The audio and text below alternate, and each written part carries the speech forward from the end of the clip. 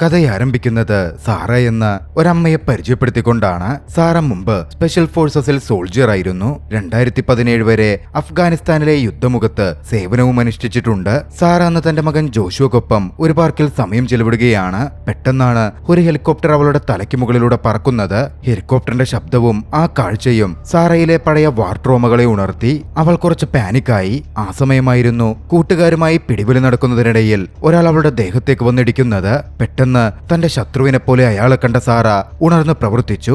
അയാളെ ആക്രമിച്ചു. ആക്രമണത്തിൽ അയാളുടെ മൂക്കിൽ നിന്ന് രക്തം പൊടിയുക പോലും ചെയ്തു. പെട്ടെന്ന് സ്വബോധത്തിലേക്ക് വന്ന സാറ അയാളോട് ക്ഷമ ചോദിച്ച് തന്റെ മകൻ ജോഷുവയെയും കൂട്ടി അവിടെ നിന്ന് പോരുകയായിരുന്നു. മുമ്പ് യുദ്ധമുഖത്ത് വെച്ച് ഒരു ആക്രമണത്തിൽ സാറയുടെ കൂടെയുള്ളവരൊക്കെ കൊല്ലപ്പെട്ടിരുന്നു. സാറ മാത്രമായിരുന്നു രക്ഷപ്പെട്ടത്. അത് സാറയെ വലിയ ട്രോമയിലാഴ്ത്തിയിട്ടുണ്ടായിരുന്നു. സാറയുടെ ഭർത്താവ് ഒരു മിലിറ്ററി ഉദ്യോഗസ്ഥനായിരുന്നു. അദ്ദേഹവും യുദ്ധമുഖത്ത് കൊല്ലപ്പെട്ടതാണ്. പിന്നീട് മിലിറ്ററി വിട്ടു പോന്ന സാറ നിലവിൽ മകനൊപ്പം ജീവിച്ചുകൊണ്ടിരിക്കുന്നു. അച്ഛൻ മരിച്ച കാര്യം പോലും അറിയാതെയായിരുന്നു ജോഷുവ വളർന്നുകൊണ്ടിരുന്നത്. അങ്ങനെയിരിക്കെ സാറയ്ക്ക് അമേരിക്കയിൽ ഒരു ജോബ് ഓഫർ വന്നു. മുൻകാല പട്ടാളക്കാരെ സെക്യൂരിറ്റി ഓഫീസേഴ്സായി നിയമിക്കുന്ന ഒരിടത്തു നിന്നായിരുന്നു ജോലി ഓഫർ. അതിനുവേണ്ടി ജർമ്മനിയിലുണ്ടായിരുന്ന സാറ അവിടുത്തെ US എംബസിയിലേക്ക് എത്തി. അന്ന് എംബസിയിലേക്ക് പോകുമ്പോഴാണ് സാറയ്ക്ക് ഫോണിൽ ഒരു മെസ്സേജ് കിട്ടുന്നത്. അതൊരു ജേർണലിസ്റ്റിന്റെ മെസ്സേജ് ആയിരുന്നു. തങ്ങൾക്ക് സാറ അഫ്ഗാനിസ്ഥാനിൽ ഉള്ള സമയത്ത് നടന്നൊരു ആക്രമണത്തെപ്പറ്റി വളരെ പ്രധാനപ്പെട്ട ഒരു വിവരം കിട്ടിയിട്ടുണ്ടെന്നും ഒരു വീഡിയോ താൻ അയക്കുന്നുണ്ട്, അത് കണ്ടിട്ട് സാറയുടെ അഭിപ്രായം പറയണം, ഡീറ്റെയിൽസ് താൻ മെയിലിൽ അയച്ചിട്ടുണ്ട് എന്നായിരുന്നു മെസ്സേജിലുണ്ടായിരുന്നത്. സാറ ആ വീഡിയോ വെച്ച് നോക്കി. ഒരു ഹോട്ടൽ ദൃശ്യങ്ങളാണ്. സാറയ്ക്ക് പക്ഷേ അത് കണ്ട് മറ്റൊന്നും തോന്നിയില്ല. പെട്ടെന്ന് നോക്കുമ്പോൾ തന്റെ അടുത്ത് നിന്നിരുന്ന ജോഷുവയെ കാണാനില്ല. സാറ ഒന്ന് പാനിക്കായി. ചുറ്റിലും ഒന്ന് നോക്കിയപ്പോൾ ജോഷു കുറച്ച് മാറി നിൽക്കുന്നുണ്ടായിരുന്നു. സാറ വേഗം മകനരികിലേക്ക് ചെന്നു. തന്റെ അടുത്ത് നിന്ന് എങ്ങോട്ടേക്കും പോവരുത് എന്ന് മകനോട് പ്രത്യേകം പറഞ്ഞു. പിന്നാലെ എംബസിയിലെ പ്രൊസീഡിംഗ്സിനായി അവർ അകത്ത് കടന്നു. എംബസിയിൽ കുറച്ചധികം നേരം അവർക്ക് ചെലവഴിക്കേണ്ടതുണ്ടായിരുന്നു. സാറയ്ക്ക് അതിന്റെ കാര്യങ്ങൾക്കായി ക്ലറിക്കൽ വർക്കുകൾക്കായി നിൽക്കണം. അതുകൊണ്ട് തന്നെ മകനെ അവിടുത്തെ പ്ലേ റൂമിലേക്ക് സാറ കൊണ്ടെത്തിച്ചു. അവിടെ നിന്ന് തിരികെ വരുമ്പോൾ അവിടെ റെസ്ട്രിക്റ്റഡ് ഏരിയ എന്ന് എഴുതിയൊരു ഭാഗത്തെ ഡോർ തുറന്ന് 2 പയ്യന്മാർ നിൽക്കുന്ന കണ്ടു. ഒരാൾ മറ്റൊരാൾക്ക് ഒരു ബാഗ് കൈമാറുന്നുമുണ്ട്. റെസ്ട്രിക്റ്റഡ് ഏരിയയിലേക്ക് പുറമേ നിന്നും ആർക്കും അങ്ങനെ വരാൻ പാടുള്ളതല്ല. എന്തെങ്കിലും ആകട്ടെ എന്ന് കരുതി സാറ അത് മൈൻഡ് ചെയ്തതേയില്ല. കുറച്ചു കഴിഞ്ഞ് സാറ പ്ലേ റൂമിലേക്ക് തിരികെ എത്തി. പക്ഷേ അവിടെ ജോഷുവയെ കാണുന്നുണ്ടായിരുന്നില്ല. സാറ വല്ലാതെ പാനിക്കാവാൻ ആരംഭിച്ചു. അവിടെ ചുറ്റി നടന്ന് മകനെ വിളിച്ച് സാറ അന്വേഷിക്കാൻ തുടങ്ങി. അവിടൊക്കെ നോക്കിയെങ്കിലും ജോഷുവയെ കാണുന്നേയില്ല. പിന്നാലെയാണ് സാറ അവിടുത്തെ റീജിയണൽ സെക്യൂരിറ്റി ഓഫീസർ എറിക്കിന്റെ അടുത്തേക്ക് എത്തുന്നത്. എറിക്കിനോട് സാറ കാര്യങ്ങൾ പറഞ്ഞു. റെസ്ട്രിക്റ്റഡ് ഏരിയയിൽ വാതിൽ തുറന്ന് 2 ചെറുപ്പക്കാർ നിൽക്കുന്നത് താൻ കണ്ടുവെന്നും ഒരുപക്ഷെ അവർ വാതിൽ തുറന്നപ്പോ തന്റെ മകൻ അങ്ങോട്ടേക്ക് പോയിരിക്കാൻ സാധ്യതയുണ്ട് എന്നും സംശയത്തോടെ സാറ പറഞ്ഞു. പക്ഷെ അതിന് സാധ്യതയില്ലെന്നും ആ ഡോർ അങ്ങനെ തുറക്കാറേയില്ല എന്നുമായിരുന്നു എറിക്കിന്റെ വാദം. എന്തായാലും സാറയെയും കൂട്ടിക്കൊണ്ടുവന്ന് റെസ്ട്രിക്റ്റഡ് ഏരിയയിലെ ഡോറടക്കം തുറന്ന് അവിടെ നിന്നും അവളുടെ മകനില്ല എന്ന കാര്യം എറിക്ക് അവൾക്ക് ബോധ്യപ്പെടുത്തി കൊടുത്തു. ആ സമയം അവളുണ്ടായിരുന്ന ഒരു സർജന്റ് എറിക്കിന്റെ ചെവിയിൽ എന്തോ രഹസ്യം പറഞ്ഞു. സാറയെ പിന്നാലെ എറിക്ക് തന്റെ ഓഫീസിലേക്ക് കൊണ്ടുപോയി. അവിടെ വെച്ച് എറിക്ക് സാറയോട് സംസാരിച്ചു. സാറ എംബസിയിലേക്ക് തനിച്ചാണ് വന്നതെന്നും സാറയുടെ കൂട്ടത്തിൽ മകനൊന്നും ഉണ്ടായിരുന്നില്ല എന്നും എറിക്ക് സാറയോട് പറഞ്ഞു. സാറയുടെ കൂട്ടത്തിൽ മകനുള്ള കാര്യം അവിടുത്തെ ഓഫീസേഴ്സ് ആരും കണ്ടിട്ടുമില്ല എന്നും എറിക്ക് കൂട്ടിച്ചേർക്കുന്നുണ്ടായിരുന്നു. സാറയ്ക്ക് പക്ഷേ അത് അംഗീകരിക്കാനേ വയ്യ. സാറയ്ക്ക് നല്ല ഓർമ്മയുണ്ട്. ജോഷുവ അവളുടെ കൂടെ തന്നെ ഉണ്ടായിരുന്നു. ഓഫീസേഴ്സ് സാറയ്ക്ക് തെളിവുകൾ കാണിച്ചു കൊടുത്തു. അവിടുത്തെ എൻട്രി രജിസ്റ്ററിലോ എന്തിനേറെ CCTV ഫൂട്ടേജുകളിലോ പോലും സാറയ്ക്കൊപ്പം മകനുള്ളതിന്റെ തെളിവുകൾ ഉണ്ടായിരുന്നില്ല. അതൊക്കെ കണ്ടതും സാറയ്ക്ക് വലിയ ദേഷ്യം തന്നെ വരാൻ തുടങ്ങി. മകൻ കൂടെ ഉണ്ടായിരുന്ന കാര്യം സാറയ്ക്ക് ഉറപ്പുള്ളതാണ്. എന്നിട്ടും അതിലൊന്നും മകനെ പറ്റി ഒരു സൂചന പോലുമില്ല. തനിക്ക് പോലീസിന്റെ സഹായം വേണം എന്ന് സാറ ആവശ്യപ്പെട്ടു. ഇറക്ക് തന്നെ സാറയ്ക്ക് പോലീസിനെ ഡയൽ ചെയ്തു കൊടുത്തു. ജർമ്മൻ പോലീസിനെ വിളിച്ച സാറ തന്റെ മകൻ മിസ്സിംഗ് ആണെന്നും എംബസിക്കകത്ത് വെച്ചാണ് കാര്യങ്ങൾ നടന്നത് എന്ന കാര്യവും പോലീസിനോട് പറഞ്ഞു. പക്ഷേ അമേരിക്കൻ എംബസി എന്ന് പറയുന്നത് അമേരിക്കയുടെ അധീനതയിലുള്ള സ്ഥലമാണെന്നും അവിടെ ജർമ്മൻ പോലീസിന് മറ്റൊന്നും ചെയ്യാനില്ല എന്നുമായിരുന്നു അവരുടെ മറുപടി. എന്തായാലും സാറയെ പുറത്തെത്തിക്കാനും സാറയുടെ സുരക്ഷയ്ക്കും എംബസിയുടെ പുറത്തേക്ക് 2 ഉദ്യോഗസ്ഥരെ തങ്ങളയക്കാം എന്ന് ആ ഓഫീസർ അറിയിച്ചു. സാറയോട് ആ മുറിയിൽ തന്നെ തുടരാൻ ഇറക്ക് പറഞ്ഞു. സർജന്റിനും മറ്റും കുറച്ച് ജോലികളുണ്ടായിരുന്നു. അവർ പുറത്തേക്ക് പോയി. സാറ ആ റൂമിൽ തനിച്ചായ സമയത്ത് തന്റെ അമ്മയെ വിളിച്ചു. എംബസിക്കാർ തന്റെ മകനെ തട്ടിയെടുത്തിരിക്കുകയാണ് എന്ന തരത്തിൽ അവൾ അമ്മയോട് സംസാരിച്ചു. അമ്മ പോലും സാറയെ വിശ്വസിക്കുന്നുണ്ടായിരുന്നില്ല. സാറയ്ക്കടുത്ത് നിന്റെ മെഡിസിൻ നീ കൃത്യമായി എടുക്കുന്നുണ്ടോ എന്നായിരുന്നു അമ്മ ചോദിച്ചത്. അത് സാറയെ വല്ലാതെ ഇറിറ്റേറ്റ് ചെയ്യിപ്പിച്ചു. അമ്മ പോലും തന്നെ വിശ്വസിക്കുന്നില്ലല്ലോ എന്നവൾക്ക് തോന്നി. സാറയുടെ അസുഖം കാരണം സാറ ചിലപ്പോൾ ഹാലൂസിനേറ്റ് ചെയ്യാറുണ്ട്. ഇല്ലാത്ത ആളുകളെ കാണാറുണ്ട്. അത്തരത്തിൽ നടക്കാത്ത സംഭവങ്ങൾ നടന്നു എന്ന് കരുതുന്നതാവും എന്ന തരത്തിലായിരുന്നു അമ്മയുടെ വിചാരം. സാറയ്ക്ക് ആ റൂമിൽ അങ്ങനെ തുടരാൻ പറ്റുമായിരുന്നില്ല.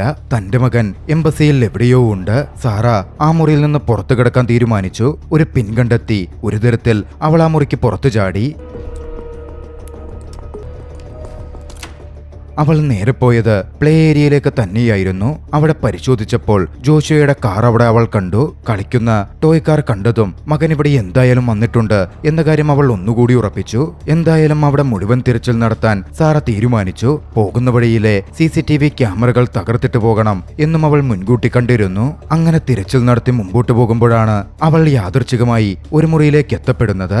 ആ മുറിക്കകത്ത് അടച്ചിട്ട നിലയിൽ ഒരു പെൺകുട്ടി ഉണ്ടായിരുന്നു. സാറയെ കണ്ടതും ഭയന്ന് ആ പെൺകുട്ടിയെ ആക്രമിക്കാൻ ശ്രമിച്ചു. സാറ അവളെ ബന്ദിയാക്കി നിശബ്ദയാക്കി. സാറ പിന്നാലെ അവളോട് ക്ഷമ ചോദിച്ചു. താൻ തന്റെ മകനെ അന്വേഷിക്കുകയാണെന്നും യാദൃച്ഛികമായി ഇങ്ങോട്ടേക്ക് എത്തിപ്പെട്ടതാണ് എന്നും സാറ അവളെ അറിയിച്ചു. ഞാൻ ഇവിടെ നിന്ന് പോവുകയാണ് എന്നും അവളോട് പറഞ്ഞു. സാറ അതിനായി പുറപ്പെടാൻ ഒരുങ്ങിയപ്പോഴേക്കും ആ പെൺകുട്ടി സാറയോട് സംസാരിക്കാൻ തുടങ്ങി. താനിവിടെ അഭയാർത്ഥിയായി കുടുങ്ങിക്കിടക്കുകയാണ്. നിങ്ങളെ ഞാൻ സഹായിക്കാം, പക്ഷേ തിരിച്ച് ഞാനും സഹായം പ്രതീക്ഷിക്കുന്നുണ്ട്. ഇവിടെ നിന്ന് പുറത്തു കടക്കുവാനുള്ള സഹായമാണ് നിങ്ങൾ എനിക്ക് ചെയ്തു തരേണ്ടത്. സാറയ്ക്കത് കുഴപ്പമില്ലെന്ന് തോന്നി. ഐറീന എന്ന് പറഞ്ഞ ആ പെൺകുട്ടിയെ സഹായിക്കാൻ സാറ തീരുമാനിച്ചു. ഇതേസമയം മറുവശത്ത് എംബസി ജനറൽ സാറയെപ്പറ്റി വിവരമറിഞ്ഞിരുന്നു. എംബസിക്കകത്ത് കടന്നുകയറി സാറ എന്ന ലേഡി പ്രശ്നമുണ്ടാക്കി വസ്തുവകകൾ നശിപ്പിക്കുകയാണ് എന്ന വിവരമായിരുന്നു ജനറൽ അറിഞ്ഞത്. കൂട്ടത്തിൽ അവളൊരു മുൻകാല വാർ വെട്ടറനാണെന്നും സ്പെഷ്യൽ ഫോഴ്സസ് ഏജന്റ് ആയിരുന്നുവെന്നും ജനറൽ മനസ്സിലാക്കി. എത്രയും വേഗം അവരെ പിടികൂടണമെന്നും ജർമ്മൻ പോലീസിനെ വിളിച്ച് പോലീസിന് കൈമാറണം എന്നും ജനറൽ ലെറിക്കിനോട് പറഞ്ഞു. ഇല്ലെങ്കിൽ ഒരുപക്ഷെ ആ ലേഡി തങ്ങൾക്ക് വലിയ തലവേദനയായി മാറും എന്നും ജനറൽ കൂട്ടിച്ചേർക്കുന്നുണ്ടായിരുന്നു. പക്ഷേ എറിക്ക് പറഞ്ഞു, പോലീസിനെ വിളിക്കുന്നത് ബുദ്ധിയല്ല. ഒന്നില്ലെങ്കിലും നമ്മുടെ രാജ്യത്തിന് വേണ്ടി പൊരുതിയൊരു പട്ടാളക്കാരിയാണ് അവർ. അവരിത്തരത്തിൽ പിടികൂടിയാൽ അവരുടെ പേരിന് അത് കോട്ടം തട്ടും. പിന്നീട് അവൾക്കൊരു പക്ഷെ നല്ലൊരു ജോലി പോലും കിട്ടിയെന്ന് വരില്ല. ഇതേസമയം മറുവശത്ത് ഐറീന സാറയോട് സംസാരിക്കുകയാണ്. ഇവിടെ നമുക്ക് ഓരോ ഡോറും തുറന്ന് ഒക്കെ ചെക്ക് ചെയ്യണമെങ്കിൽ അങ്ങോട്ടേക്ക് കടക്കാനുള്ള ആക്സസ് കാർഡുകൾ വേണം. അത് നേടിയെടുക്കൽ അത്ര എളുപ്പമാകില്ല. പക്ഷേ സാറയ്ക്ക് അതൊരു പ്രശ്നമേ ആയിരുന്നില്ല. സാറ പുറത്തു കടന്നു. അവിടെ ഉണ്ടായിരുന്ന ഒരു സെക്യൂരിറ്റി ഗാർഡിനെ വിദഗ്ധമായി ആക്രമിച്ച് കീഴ്പ്പെടുത്തി. അയാളുടെ കയ്യിലെ ആക്സസ് കാർഡും എടുത്തു. ആക്സസ് കാർഡുമായി അവർ അവിടുത്തെ ഓരോ മുറിയും കയറി പരിശോധിക്കാൻ തുടങ്ങി. അങ്ങനെ അവർ ബേസ്മെന്റ് ഭാഗത്തേക്ക് എത്തി. അങ്ങനെ നടത്തുന്ന പരിശോധനയ്ക്കിടയിലാണ് നേരത്തെ എംബസിയിലേക്ക് വന്നു കയറിയപ്പോൾ റെസ്ട്രിക്റ്റഡ് ഏരിയയുടെ ഭാഗത്ത് 2 പയ്യന്മാർ ഒരു ബാഗ് കൈമാറ്റം ചെയ്യുന്നത് സാറ കണ്ടിരുന്നല്ലോ. ആ ബാഗിന്റെ സിമ്പിൾ ഉണ്ടായിരുന്ന ഒരു ലോക്കർ അവൾ നോക്കിക്കാണുന്നത്. അത് തുറന്നവൾ പരിശോധിച്ചു. അതിനകത്ത് അവൾ ആ ബാഗ് കണ്ടെത്തി. പക്ഷെ അതിനകത്തുണ്ടായിരുന്നത് മയക്കുമരുന്നായിരുന്നു. അതോടെ സാറയുടെ സംശയം കനത്തു. ഒരുപക്ഷെ എംബസി കേന്ദ്രീകരിച്ച് നടത്തുന്ന ആ മയക്കുമരുന്ന് ഇടപാട് ജോഷുവ കണ്ടിരിക്കും. അതുകൊണ്ടായിരിക്കും തന്റെ മകൻ കടത്തപ്പെട്ടത് എന്ന് സാറ വിശ്വസിക്കാൻ തുടങ്ങി.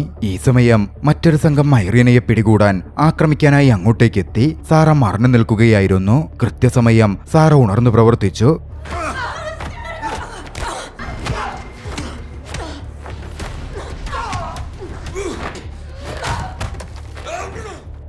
ആക്രമിക്കാൻ വന്ന 2 പേരെയും സാറ കീഴ്പ്പെടുത്തി.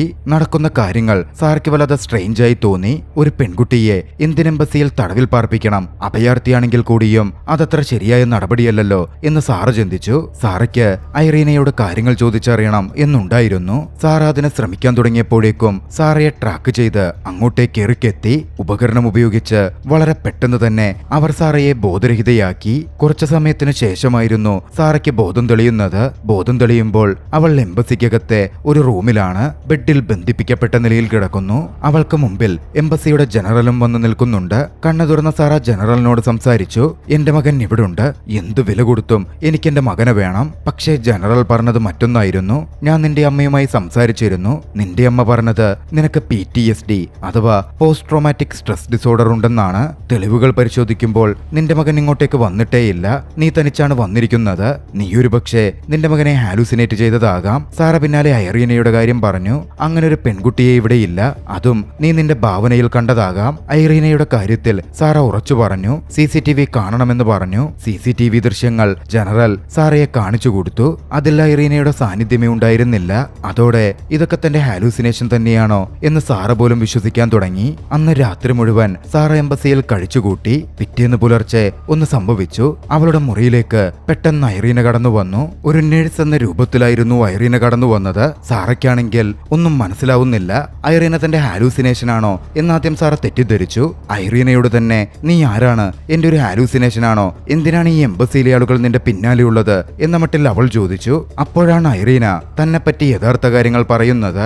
ഐറീനയുടെ യഥാർത്ഥ പേര് കിറ വോൾക്കോവ എന്നാണ്. അവളുടെ അച്ഛൻ ബെലാറസിലെ ഒരു വിമതനായിരുന്നു. വിമതനായതിന്റെ പേരിൽ റഷ്യൻ ഗവൺമെന്റ് അവളുടെ അച്ഛനെ കൊന്നുകളഞ്ഞു. വിമതരിൽ പലരെയും അവർ അപകടത്തിലാഴ്ത്തി പിടിയിലകപ്പെടുത്തി. അതിൽ നിന്നൊക്കെ രക്ഷപ്പെട്ട് കിറ US എംബസിയിൽ അഭയം തേടി. മിൻസ്കിലെ US എംബസിയിലെത്തിയ അവളെ CIA അവിടെ നിന്ന് ഫ്രാങ്ക്ഫ്രൂട്ടിലേക്ക്, അതായത് ജർമ്മനിയിലെ അവളപ്പോഴുള്ള എംബസിയിലേക്ക് എത്തിക്കുകയായിരുന്നു. ബോസ്റ്റണിലേക്ക് രക്ഷപ്പെട്ടു പോയി. അവളുടെ പക്കൽ റഷ്യൻ ഗവൺമെന്റ് ചെയ്ത ക്രൂരതകളുടെയും മറ്റു കാര്യങ്ങളുടെയും തെളിവുകളുണ്ട്. ആ തെളിവുകൾ പുറത്തുവിട്ട് മറ്റുള്ളവർക്ക് സഹായം നൽകണം എന്നതായിരുന്നു അവളുടെ ലക്ഷ്യം. പക്ഷേ ഇവിടെ എത്തിയ അവൾ ബന്ധനാവസ്ഥയിൽ എംബസിയിൽ കുടുങ്ങിക്കിടക്കുകയാണ്. പക്ഷേ കഴിഞ്ഞ ദിവസം എനിക്ക് നേരെ നടന്ന ആക്രമണത്തിൽ എന്നെ കൊലപ്പെടുത്താൻ വേണ്ടി എത്തിയവരായിരുന്നു അവർ. അവരിൽ നിന്നും നിങ്ങൾ എന്നെ രക്ഷപ്പെടുത്തി. ഇവിടെയും സേഫ് അല്ല എന്ന് ഞാൻ മനസ്സിലാക്കുന്നു. എങ്ങനെയെങ്കിലും ബോസ്റ്റണിലുള്ള അമ്മയുടെ അടുത്തേക്ക് എനിക്കെത്തണം. ഐറീന സാറയുടെ മുമ്പിൽ നിന്ന് അത്രയും കാര്യങ്ങൾ വിശദീകരിച്ചെങ്കിലും അതൊക്കെ തന്റെ ഹാലൂസിനേഷൻ എന്ന മട്ടിൽ വിശ്വസിക്കാൻ സാറ കൂട്ടാക്കുന്നേയുണ്ടായിരുന്നില്ല. ഒടുവിൽ സാറയെ വിശ്വസിപ്പിക്കാൻ ഐറീന തന്റെ കയ്യിൽ മുറിവുണ്ടാക്കാൻ പോലും ശ്രമിക്കാൻ തുടങ്ങി. സാറ കാര്യങ്ങൾ ഒന്നുകൂടി ആലോചിച്ചു. മകൻ തന്റെ കൂടെയുണ്ടായിരുന്നു എന്നത് അവൾക്ക് ഉറപ്പുള്ള കാര്യമായിരുന്നു. ഒക്കെ കൂട്ടിപ്പറഞ്ഞ് എന്തൊക്കെയോ കാണിച്ചുകൊണ്ട് തന്നെ തെറ്റിദ്ധരിപ്പിക്കാൻ എംബസിയിലുള്ളവർ ശ്രമിച്ചുകൊണ്ടിരിക്കുകയാണ്. അതോടെ മുറിവുണ്ടാക്കാൻ പോയ ഐറീനയെ തടഞ്ഞ് സാറ അവൾക്കൊപ്പം ആ മുറിയിൽ നിന്ന് പുറത്തു ചാടി. പിന്നാലെ വീണ്ടും മകനായി എംബസിയിൽ തിരച്ചിൽ നടത്താൻ ആരംഭിച്ചു. ഐറീനയ്ക്കൊപ്പം പുറത്തു ചാടിയവൾ അവിടുത്തെ കഫറ്റീരിയയിലേക്ക് എത്തി. അവിടെ വെച്ച് റെസ്ട്രിക്റ്റഡ് ഏരിയയിൽ വെച്ച് ബാഗ് കൈമാറിയ ആ പയ്യനെ അവൾ നോക്കിക്കാണുകയാണ്. അവൾ ആ പയ്യന്റെ അടുത്തെത്തി. ആ പയ്യനടുക്കൽ എന്റെ മകൻ എവിടെയുണ്ടെന്ന് നിനക്കറിയാമോ എന്ന് മട്ടിൽ ചോദിച്ചു. പെട്ടെന്ന് ഒന്ന് പതറിയെങ്കിലും ആ പയ്യൻ പറഞ്ഞു, ആ എനിക്കറിയാം, പക്ഷേ പകരം എനിക്ക് നിങ്ങൾ ഒരു സഹായം ചെയ്യണം. എംബസിക്കകത്ത് ലോക്കറിലുള്ള എന്റെ മയക്കുമരുന്ന് നിങ്ങൾ എനിക്ക് എത്തിച്ചു തരണം. അവന്റെ സംസാരത്തിൽ നിന്നും തന്റെ മിലിറ്ററി എക്സ്പീരിയൻസിൽ നിന്നും സാർ ഒരു കാര്യം മനസ്സിലാക്കി. തന്റെ മകൻ എവിടുണ്ട് എന്നവനൊരു ചുക്കുമറിയില്ല. അവന് വേണ്ടത് ലോക്കറിനകത്ത് കുടുങ്ങിയ അവന്റെ മയക്കുമരുന്നാണ്. അതിനുവേണ്ടി അവൻ കള്ളം പറയുന്നു. അവിടുത്തെ IT ജോബിൽ വർക്ക് ചെയ്യുന്ന ആ പയ്യനെടുക്കൽ സാർ അതോടെ കളിമാറ്റി കളിച്ചു. നിനക്ക് വേണ്ട സാധനം ഞാൻ എടുത്തു തരാം, പക്ഷേ അതിനാദ്യം നീ ഈ ബിൽഡിങ്ങിന്റെ ഒരു ബ്ലൂ പ്രിന്റും ആക്സസ് കാർഡും എനിക്ക് ലഭ്യമാക്കണം. അവിടെ ഇരിക്കുമ്പോൾ സാറ ഒരു കാര്യം കൂടി നോക്കി. അവിടെ സെക്യൂരിറ്റി ഓഫീസർ എറിക്ക് തന്റെ മകളുമൊത്ത് ഇരുന്ന് സംസാരിക്കുകയും ഭക്ഷണം കഴിക്കുകയും ചെയ്യുന്നുണ്ടായിരുന്നു. കുറച്ചു കഴിഞ്ഞ് എറിക്കും മകളും അവിടെ നിന്ന് പോയി. ഐറീന സാറയുടെ അടുത്തെത്തി. അവർ എറിക്കും മകളും ഇരുന്ന ടേബിളിനടുത്തേക്ക് ചെന്നു. ടേബിളിൽ എറിക്കിന്റെ മകൾ അവളുടെ ചെറിയ വോക്കി ടോക്കി മറന്നുവെച്ചിരുന്നു. അവരത് കൈവശപ്പെടുത്തി. അരമണിക്കൂർ കഴിഞ്ഞതും നേരത്തെ അവർ സംസാരിച്ച എംബസിയിലെ IT ഗൈ അവരെ രഹസ്യമായി വിളിച്ചു. പുരുഷന്മാരുടെ റെസ്റ്റ് റൂമിലേക്കായിരുന്നു അവർ എത്തിച്ചേർന്നത്. അവിടെ വെച്ച് അവിടുത്തെ ഫ്ലോർ പ്ലാനും ആക്സസ് കാർഡും അവൻ അവർക്ക് കൊടുത്തു. അവനിൽ നിന്ന് അവർ തട്ടിയെടുത്തതാണ് അതെന്ന മട്ടിൽ വരുത്തി തീർക്കാൻ സാറ അവനെ ആക്രമിക്കുകയും ചെയ്തിരുന്നു. അങ്ങനെ ആക്സസ് കാർഡ് ഉപയോഗിച്ച് ഐറീനയും സാറയും അകത്ത് കടന്ന് തിരച്ചിൽ നടത്താൻ തുടങ്ങി. അവർ നേരെ പോയത് സംശയം തോന്നിയ സർജന്റായ എറിക്കിന്റെ തന്നെ മുറിയിലേക്കായിരുന്നു. എറിക്കിന്റെ കമ്പ്യൂട്ടർ അവർ പരിശോധിച്ചു. ആ പരിശോധനയിൽ സാറയെപ്പറ്റി പ്രതിപാദിക്കുന്ന ഒരു ഡോക്യുമെന്റ് അവർ കണ്ടെത്തുകയാണ്. എറിക്കിന് സാറയെപ്പറ്റി എല്ലാ വിവരങ്ങളും അറിയാം എന്ന ആ നിമിഷം സാറ തിരിച്ചറിഞ്ഞു. കൂട്ടത്തിൽ ഒളിപ്പിച്ചു വെച്ചിരുന്ന രീതിയിലുള്ള ഒരു ഫയലും സാറ കണ്ടെടുത്തു. സാറ അഫ്ഗാൻ വാറിൽ വർക്ക് ചെയ്തപ്പോഴുള്ള ആ സമയത്തെ ഒരു ഫൂട്ടേജ് ആയിരുന്നു അത്. എറിക്ക് അവിടുത്തെ ഒരു താലിബാൻ ലീഡറുമായി സംസാരിച്ച് വിവരങ്ങൾ അയാൾ കൊറ്റുകൊടുക്കുന്നതിന്റെ ദൃശ്യങ്ങൾ. അതിന്റെ പുറത്താണ് ആക്രമണം നടന്നതും സാറയുടെ ഗ്രൂപ്പിലെ എല്ലാവരും കൊല്ലപ്പെടുന്നതും. പെട്ടെന്ന് സാറ അന്ന് പുലർച്ചെ തനിക്ക് വീഡിയോ അയച്ച ജേർണലിസ്റ്റിന്റെ കാര്യം ആലോചിച്ചു. അയാൾ തന്നോട് പറയാൻ ശ്രമിച്ചതും എറിക്കിനെ സംബന്ധിച്ചുള്ള വിവരങ്ങൾ അറിഞ്ഞിരിക്കും എന്ന് സാറ ഊഹിച്ചെടുത്തു. കാര്യങ്ങൾ വ്യക്തമാക്കാൻ ആ ജേർണലിസ്റ്റിനെ വിളിച്ച് എന്താണ് ശരിക്കും നടക്കുന്നത് എന്ന് സാറ തിരക്കി. ജേർണലിസ്റ്റിൽ നിന്ന് സാറ വിവരങ്ങൾ അറിഞ്ഞു. അന്ന് US മിലിറ്ററി ബേസിൽ നടന്ന അഫ്ഗാനിസ്ഥാൻകാരുടെ ആക്രമണമുണ്ടല്ലോ, താലിബാൻ ആക്രമണം, അതിനു പിന്നിൽ അവരെ ഒറ്റിക്കൊടുത്തത് എറിക്കായിരുന്നു അത്രേ. അതിന്റെ തെളിവാണ് ആ വീഡിയോ ക്ലിപ്പിംഗ്. അവരിൽ നിന്ന് പണം വാങ്ങിയായിരുന്നു എറിക്ക് അത്തരത്തിൽ പ്രവർത്തിച്ചത്. നിലവിൽ എറിക്കിനെതിരെ സാക്ഷി പറയാൻ ജീവനോടെയുള്ളത് സാറ മാത്രമാണ്. അവരുടെ ബേസ് ആക്രമിച്ച താലിബാൻ ലീഡറോടായിരുന്നു എറിക്കെന്ന് സംസാരിച്ചത്. അതുറപ്പിക്കാനാണ് ജേർണലിസ്റ്റ് ആ വീഡിയോ അവൾക്ക് അയച്ചു കൊടുത്തതും. പക്ഷേ കൂടുതൽ ക്ലാരിറ്റിയുള്ള വീഡിയോ ക്ലിപ്പിംഗിനായി സാറയും ഐറീനയും അവിടെ വെയിറ്റ് ചെയ്യുമ്പോൾ അങ്ങോട്ടേക്ക് അവിടുത്തെ സെക്യൂരിറ്റി ഓഫീസർ എത്തി. അതോടെ അയാളെ ആക്രമിച്ചു വീഴ്ത്തി വീഡിയോ ക്ലിപ്പിംഗ് ഐറീനയുടെ ലാപ്ടോപ്പിലേക്ക് സെൻഡ് ചെയ്ത് അവർക്ക് അവിടെ നിന്ന് പുറത്തു കടക്കേണ്ടി വന്നു. കാര്യങ്ങൾ പൂർണ്ണമായും കൂട്ടി വായിച്ചെടുക്കാൻ സാറയ്ക്ക് പറ്റുന്നുണ്ടായിരുന്നു. തന്നെ എംബസിയിൽ വെച്ച് കൊലപ്പെടുത്താനായിരിക്കും എറിക് പദ്ധതിയിടുന്നത് എന്ന് സാറ കണക്കുകൂട്ടി. ഐറീനയെ എങ്ങനെയും അവിടെ നിന്ന് രക്ഷപ്പെടുത്തണം. ഐറീനയ്ക്ക് താൻ കൊടുത്ത വാക്കാണ്. ഇതിന് പിന്നിൽ നിന്ന് കളിക്കുന്നതും ഒരുപക്ഷെ എറിക്കായിരിക്കാം എന്ന് സാറ ഊഹിച്ചിരുന്നു. മറ്റുള്ളവരുടെ ശ്രദ്ധ തിരിച്ച് ഐറീനയെ ബേസ്മെന്റ് ഏരിയയിൽ ട്രക്കിൽ കയറ്റി രക്ഷപ്പെടുത്താൻ സാറ ഒരു കളി കളിച്ചു. അവിടുത്തെ ഗാർഡുകളുമായി ഏറ്റുമുട്ടാൻ തുടങ്ങി. വെയർഹൌസിലെത്തിയ ഐറീന ഈ സമയം ട്രക്കിലേക്ക് കയറി. ഗാർഡുകളുടെ ശ്രദ്ധ സാറ പിടിച്ചെടുക്കുകയും ചെയ്തു. പിന്നാലെ ഗാർഡുകളുമായി സാറയുടെ ഒരു ഏറ്റുമുട്ടലായിരുന്നു നടന്നത്. കൂട്ടത്തിൽ എറിക്കും സാറയെ ആക്രമിക്കാൻ എത്തി. പക്ഷേ സാറ ഒരു പ്രൊഫഷണൽ ട്രെയിൻഡ് സോൾജർ ആയിരുന്നല്ലോ. അതിന്റെ മികവ് സാറയ്ക്കുണ്ടായിരുന്നു. സാറ അവരെയൊക്കെ അടിച്ചിട്ടു. എറിക്കിനെയും അടിച്ചിട്ടു. കയ്യിലൊരു തോക്ക് കിട്ടിയപ്പോൾ തോക്ക് വെച്ച് എറിക്കിനെ ബന്ദിയാക്കി സാറ എറിക്കിനെ ചോദ്യം ചെയ്യാൻ തുടങ്ങി. ഇവിടെ എന്നെ കൊണ്ടുവന്ന് എന്നെ കൊല്ലാനായിരുന്നു നിന്റെ ശ്രമം. ഞാൻ എന്തിനാ നിങ്ങളെ കൊല്ലുന്നത് എന്നായിരുന്നു ഒന്നും അറിയാത്ത പോലെ എറിക്ക് ചോദിച്ചത്. എന്തിനാണെന്നോ, അന്ന് നീ ഒറ്റുകൊടുത്ത് കൊല്ലപ്പെട്ട എന്റെ സഹപ്രവർത്തകരുണ്ടല്ലോ, അവരുടെ കൂട്ടത്തിൽ ജീവിച്ചിരിക്കുന്ന ഒരേ ഒരാൾ ഞാനല്ലേ. വീഡിയോ ക്ലിപ്പിംഗിൽ ഞാൻ നിന്നെയും ഞങ്ങളെ കൊന്നവനെയും ഐഡന്റിഫൈ ചെയ്താൽ ചതിയനായി നീ ജയിലിൽ പോവില്ലേ? അതിനുവേണ്ടി. പക്ഷേ ഞാനിപ്പോൾ നിന്നെ കൊല്ലില്ല. എനിക്കെന്റെ മകന് മാത്രം മതി. എനിക്കെന്തെങ്കിലും സംഭവിച്ചാൽ ഇനി ഒരിക്കലും നിനക്ക് നിന്റെ മകനെ കിട്ടുകയേയില്ല. എറിക്ക് സാറയെ ഭീഷണിപ്പെടുത്തി. എറിക്ക് തന്നെയാണ് മകനെ കടത്തിയതെന്നും തെളിവുകൾ അവിടെ വെച്ച് പൂർണ്ണമായി മാറ്റിയതും CCTV ഫുട്ടേജുകൾ മാറ്റിമറിച്ചതെന്നും സാറയ്ക്ക് മനസ്സിലായി. എറിക്ക് തന്നെ അത് അംഗീകരിക്കുകയും ചെയ്തു. എറിക്കിന്റെ പദ്ധതിയും സാറ ഊഹിച്ചെടുത്തു. സാറയുടെ മകനെ കടത്തുക. മകനു വേണ്ടി എംബസിയിൽ സാറ തിരച്ചിൽ നടത്തും. ആ സമയം അതിക്രമിച്ച് കടന്നതിന്റെ പേരിൽ, സെക്യൂരിറ്റി ത്രെട്ടിന്റെ പേരിൽ സാറയെ സെൽഫ് ഡിഫൻസിന്റെ പേരിൽ വെടിവെച്ചു കൊല്ലുക. ഒരു തെളിവുമില്ലാതെ എറിക്കിന് രക്ഷപ്പെടാം. അതോടെ അവിടെ അങ്ങനെ തുടർന്നാൽ ശരിയാവില്ല എന്ന് സാറ തിരിച്ചറിഞ്ഞു. എറിക്കിനെ അവിടെ വിട്ട് കളി മാറ്റിക്കളിക്കാൻ തന്നെ സാറ തീരുമാനിച്ചു. ബുദ്ധിപൂർവ്വം ആലോചിച്ച് അവിടെ നിന്ന് കടന്നിയവൾ എറിക്കിന്റെ മകൾ ഐറീന്റെ അടുത്തെത്തി. ഐറീനോട് സംസാരിച്ച് തന്റെ വശത്താക്കി ഐറീനെയും കൂട്ടിക്കൊണ്ട് എംബസിക്കകത്തെ സേഫ് റൂമിലെത്തിയ അവൾ അകത്തു നിന്നത് ലോക്ക് ചെയ്തിരുന്നു. ബുദ്ധിപരമായി ഐറീന്റെ വോക്കി ടോക്കി അവൾക്ക് കൊടുത്തുകൊണ്ടായിരുന്നു സാർ അവളെ ആ റൂമിലേക്ക് എത്തിച്ചത്. ആദ്യഘട്ടത്തിൽ അവളെ ബന്ദിയാക്കി വെച്ച് തന്റെ മകനെ വിട്ടുകിട്ടാൻ എറിക്കിനോട് വിലപേശാം എന്നായിരുന്നു സാറ കരുതിയത്. പക്ഷേ വൈകാതെ ഐറീന സാറ തട്ടിയെടുത്തു എന്ന വിവരമറിഞ്ഞ് എറിക്കും എംബസിയിലെ മറ്റുള്ളവരും സേഫ് റൂമിന് മുമ്പിലെത്തി. മകളെ വിട്ടുതരാൻ എറിക്കും എംബസി ജനറലുമടക്കം വന്ന് സാറയോട് സംസാരിച്ചു. ആദ്യമൊന്നും സാറ തയ്യാറായില്ലെങ്കിലും പിന്നീട് ആ പെൺകുട്ടിയെ വെച്ച് അങ്ങനെ വിലപേശൽ നടത്തണ്ട എന്ന് സാറ തീരുമാനിച്ചു. എറിക്കിനെ തനിയെ തന്നോട് സംസാരിക്കാൻ അകത്തേക്ക് അയച്ചാൽ ഐറീനെ പുറത്തേക്ക് വിടാം എന്ന് സാർ അംഗീകരിച്ചു. അങ്ങനെ ഐറീനെ വിട്ട് എറിക്ക് മാത്രം സേഫ് റൂമിന്റെ അകത്തെത്തി. അകത്ത് കടന്നതും അവിടുത്തെ വോയിസ് സിസ്റ്റം എറിക്ക് ഓഫ് ചെയ്തു. സാറ് എന്തെങ്കിലും തനിക്കെതിരെ പറഞ്ഞാൽ പുറത്തുള്ള മറ്റുള്ളവർ അത് കേൾക്കുമെന്നും തനിക്കത് പ്രശ്നമാകും എന്നും എറിക്കിന് അറിയാമായിരുന്നു. സാർ എറിക്കിനോട് സംസാരിച്ചു. എനിക്കറിയാം നിനക്കെന്നെ കൊല്ലണമെന്ന്. ഞാൻ അതിന് തയ്യാറാണ്. ഞാൻ തന്നെ ആത്മഹത്യ ചെയ്തോളാം. പക്ഷേ എന്നെ കൊന്നുകഴിഞ്ഞാൽ എന്റെ കുട്ടിയെ നീ എന്റെ അമ്മയുടെ അടുത്ത് ഏൽപ്പിക്കണം. അവനെ സുരക്ഷിതനാക്കണം. സാറയുടെ മുമ്പിലെത്തിയ എറിക് താൻ ചെയ്ത തന്ത്രങ്ങളും കുറ്റങ്ങളുമെല്ലാം സാറയോട് ഏറ്റുപറഞ്ഞു. ജേർണലിസ്റ്റ് കാരണമാണ് നിന്നെ ഇപ്പോൾ എനിക്ക് ഇങ്ങനെ ഇവിടെ വരുത്തി കൊല്ലണ്ടി വന്നത് എന്ന മട്ടിൽ പറഞ്ഞ അയാൾ തോക്കെടുത്ത് സാറയെ വെടിയുതിർത്തു. പിന്നാലെ തന്റെ കാലിലേക്കും വെടിയുതിർത്ത് തോക്ക് സാറയുടെ അടുത്തേക്ക് ഇട്ടുകൊടുത്തു. ശേഷം സേഫ് റൂമിൽ നിന്ന് പുറത്തു വന്നു. താൻ അതോടെ രക്ഷപ്പെട്ടു എന്നായിരുന്നു എറിക്ക് കരുതിയത്. പക്ഷേ സാറ കൊല്ലപ്പെട്ടിരുന്നില്ല. അവിടുണ്ടായിരുന്ന ഐറീന്റെ വോക്കി ടോക്കിയിലെ റെക്കോർഡർ ഉപയോഗിച്ച് എറിക്ക് പറഞ്ഞത് അത്രയും സാറ റെക്കോർഡ് ചെയ്തെടുത്തിരുന്നു. സേഫ് ഹൗസിനകത്തിട്ട് തന്നെ സാറയെ കൊല്ലാനായി എംബസിയിലെ ആളുകൾ തീരുമാനിച്ചു. അതിനവർ തയ്യാറെടുത്തപ്പോഴേക്കും താൻ റെക്കോർഡ് ചെയ്തെടുത്ത എല്ലാം ഏറ്റുപറയുന്ന എറിക്കിന്റെ ഓഡിയോ വോയിസ് സിസ്റ്റം ഓണാക്കി സാറ പ്ലേ ചെയ്യിപ്പിച്ചു.